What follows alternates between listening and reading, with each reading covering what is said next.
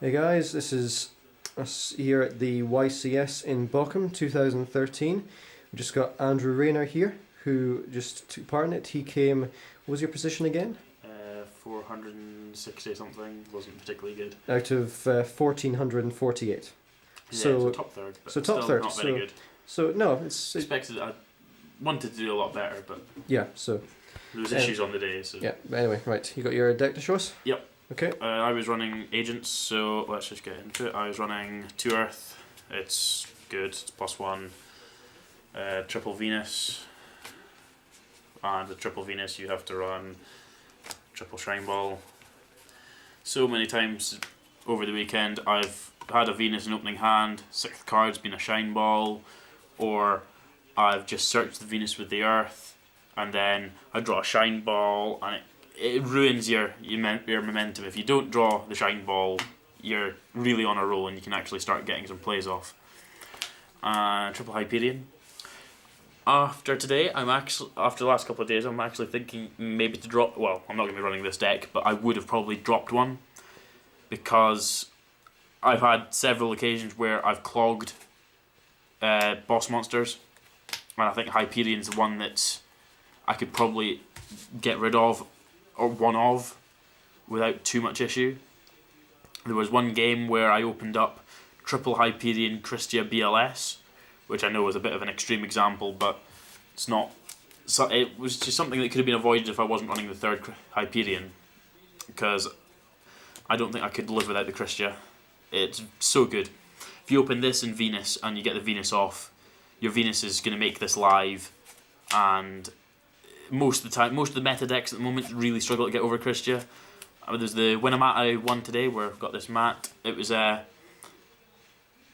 guy who made the top 32 of the main event, and I opened Venus and I had the Christia in hand. He dark-holed me, and the Gachi got detached. I can't remember how the second one got detached, but the second material got detached, and I just dropped the Christia, and he couldn't really get over it. So, and then we've got the main hand traps, which are double Veiler.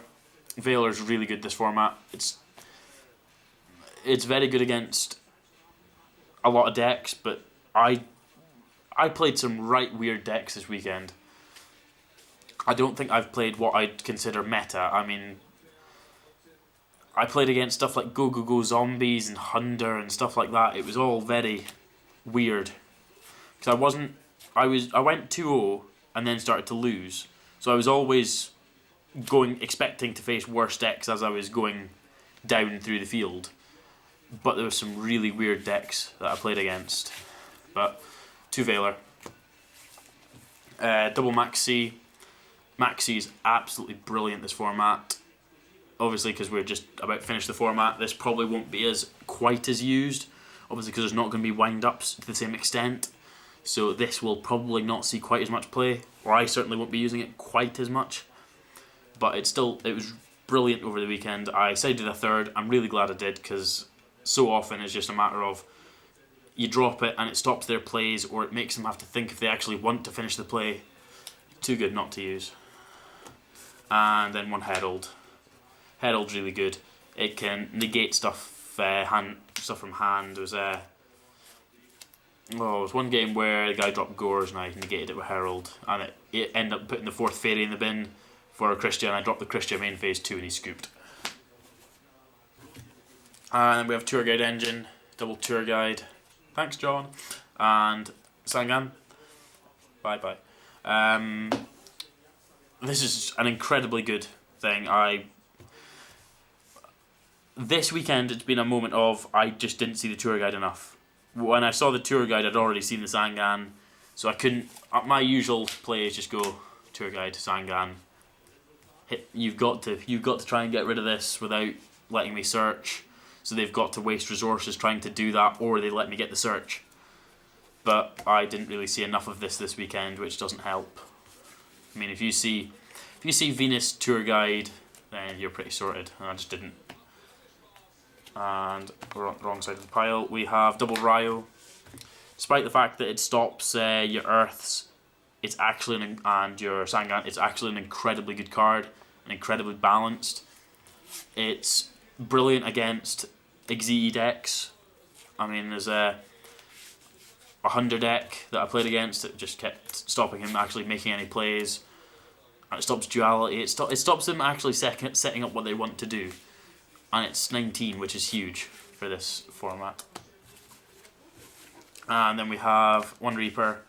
Reaper's actually really good, but it's something I cited out several times just because it wasn't really actually going to gain me anything from the match, so I still wouldn't get rid of it, but it was just something that was an easy side out half the time. And then we have our battle phase stuff. Double Trag is incredibly good, but today I just didn't have enough card advantage to make the most of Tragodia, but usually it's actually really good. And Gores is just broken. And then we have one Chaos Sorcerer, which is a crazy card, especially when you can go, I'll drop my Chaos Sorcerer, I'll banish your big dude, then I'll summon my Earth, search for Venus, sync for Stardust. That goes to a Phoenix will make the Stardust attack twice. GG phase. It's really good. I did that play several times over the weekend, but still to no avail. And BLS, can't not run the BLS. And that's, I can't remember how many months, I think it's 27 or something like that. It's a lot. But spells, triple MST.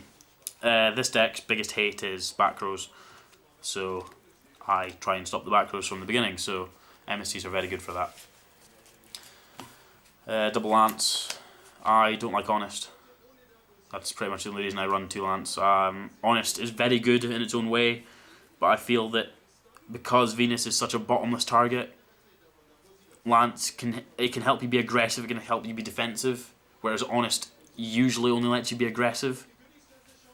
But this can help you stop their bottomless, their torrentials.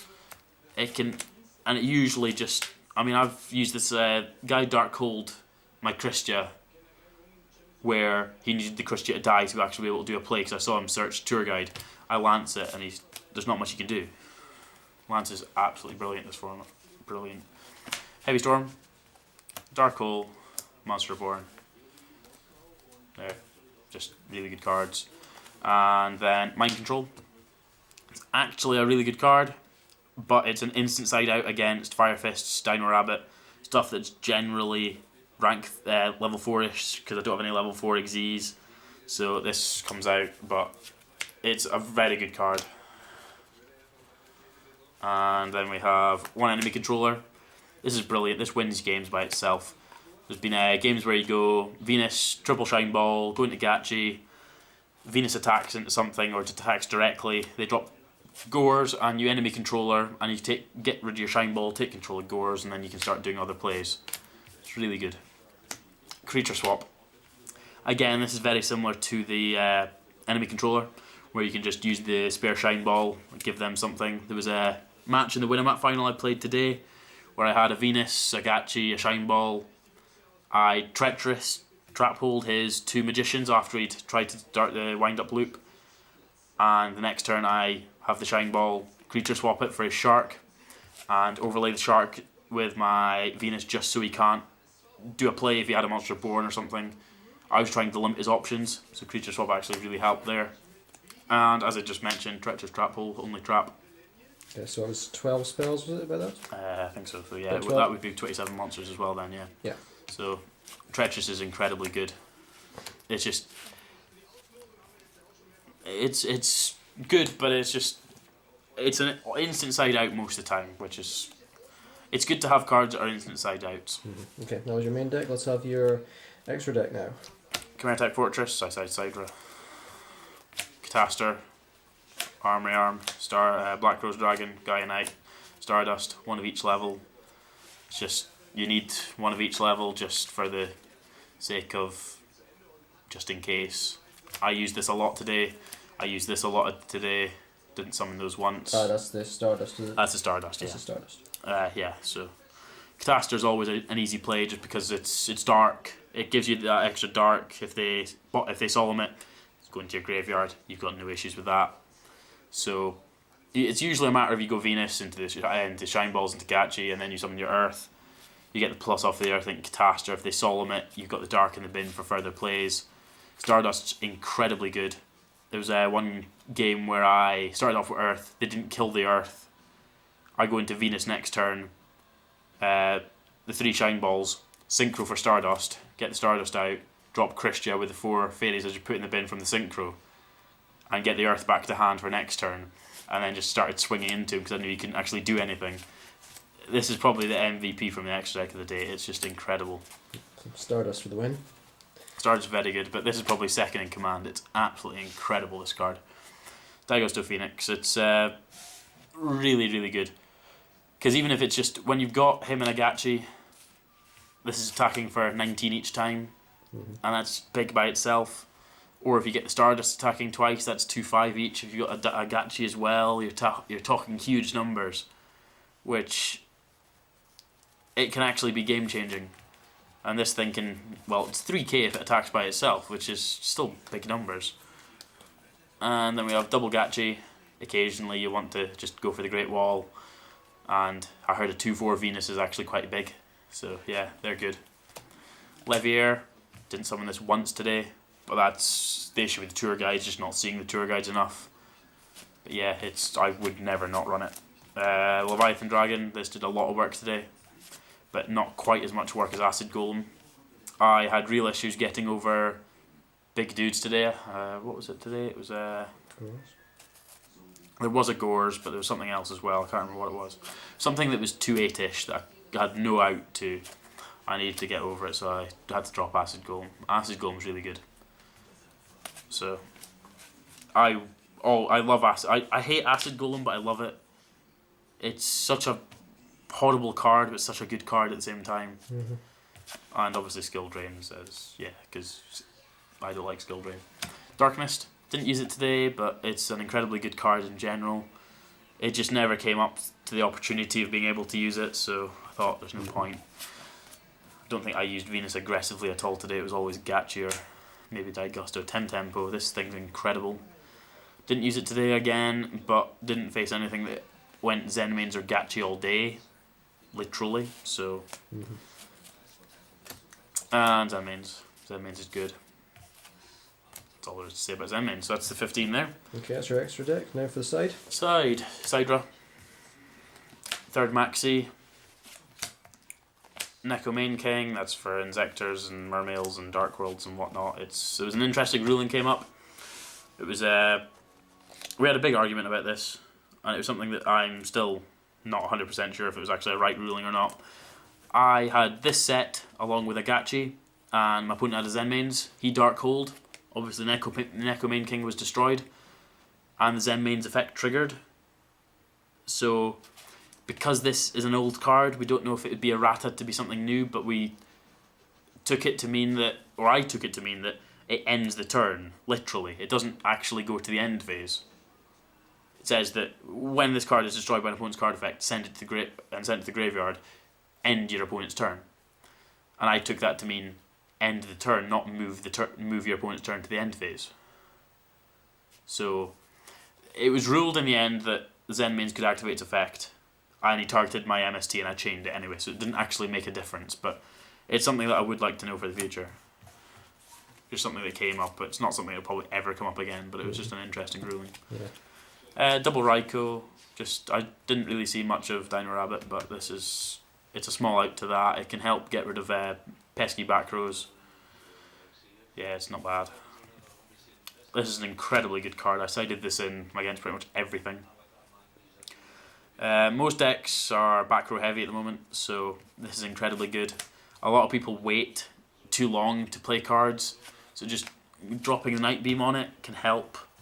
I mean, and the fact that because I try and be aggressive, the MSTs in the Storm, that's 4 outs to what they've got. With these, it's 6. So it means that I've got a really high chance of actually getting my plays through. If I get my plays through, I tend to win. And every time I saw this, it's actually hit something decent, bar one game where I just kept hitting MSTs with it, which was a bit like, yeah, okay, that's helpful. Yeah. Double Fairy Wind. It's basically, I can't run Overworked because I run Gachi. So I thought, I'm better running this than Spell Shattering Arrow. It says, destroy all other face-up spell and trap cards on the field, and both players take damage equal to the total number of cards destroyed times 300. So basically, it hurts Fire Fist, it hurts stuff that sides against me a lot, so I thought, yeah, why not? Double Decree, hurts stuff. Double Shadow Imprisoning Mirror, I don't like Dark World. Double Soul Drain, I don't like Dark World, and it also hits Mermails a little bit. So, yeah. And, yeah. That's my token. Yeah, so the tournament was a bit disappointing, but I'm glad that I actually managed to get a Winamat out today. Yeah, I don't think I could have actually done much more. My deck just kind of didn't turn up on the day. Yeah, you just bad matchups, really, just weird ones. A couple of really weird matchups. I played against Go Go Go Zombies in round 4 or something stupid like that, and it was just like, yeah, okay, that's a bit odd. Yeah. And then in the one matchup where all I needed to do was draw Veilers and Maxis, I just started drawing Shine Balls and stuff. It's just like, yeah, thanks for that. Yeah, so just bad luck basically with matchups and with your deck. Yeah, it was just, I don't know if it was just me not shuffling enough or what, but it just always seemed to get horrible hands. Mm-hmm. Or when I got a good hand, it was godly, and then I would get a godly hand game 1, win game 1 easy, and then lose games 2 and 3. So it was always a bit tit for tat. Mm-hmm. That's what happened in round 8. I mean, I completely destroyed him game 1, and he was kind of a bit, yeah, okay, I've lost this, it's fine.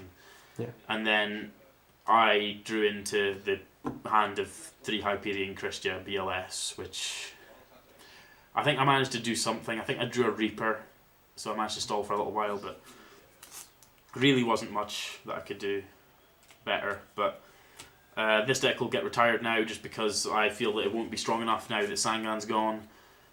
So I'll probably end up making Mermails or Prophecy, just see what happens. Yeah. But yeah, so I was hopefully I can do better at the next event, but probably just looking at Nationals now in May for the next tournament. Yeah, fair enough. Well, cheers for that, Andrew. No worries. Hope to hear from you again soon. Yep.